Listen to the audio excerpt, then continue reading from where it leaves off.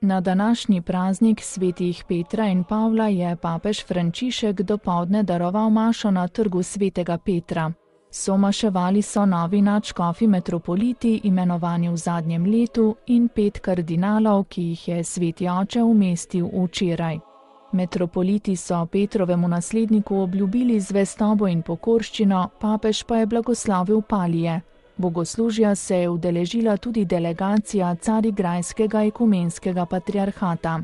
Izpoved, preganjanje, molitev pa so bili 3 osrednji poudarki, ki jih je papež med homilijo označil kot bistvene v življenju apostola.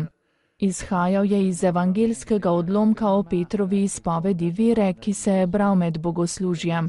Jezus učence najprej vpraša, kaj pravijo ljudje, kdo je sin človekov. Iz odgovorov se pokaže, da imajo ljudje Jezusa za preroka.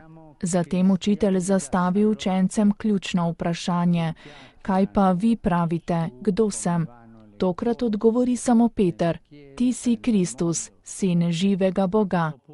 Tu imamo izpoved, je pripomnil papež. V Jezusu prepoznati pričakovanega Mesijo, živega Boga, Gospoda lastnega življenja. Questa domanda vitale Gesù la rivolge oggi a noi, a tutti noi.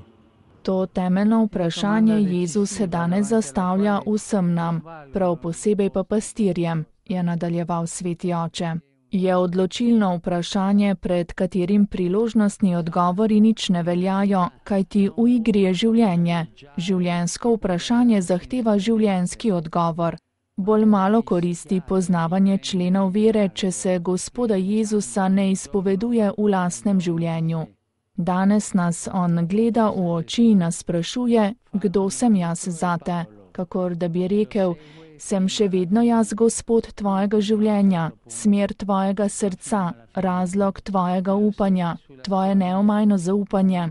Svetim Petrom danes tudi mi obnovimo svojo življenjsko izbiro kakor učenci in apostoli. Z prvega Jezusovega vprašanja preidimo na drugo, da bi bili njegovi ne samo v besedah, ampak v dejanjih in življenju.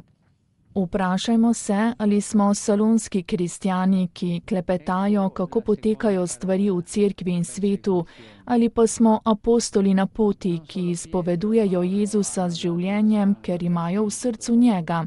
Kdor izpoveduje Jezusa, ve, da ni na njem samo izražati mnenja, ampak dati življenje. Ve, da ne more verovati na mlačen način, ampak je poklican goreti za ljubezen,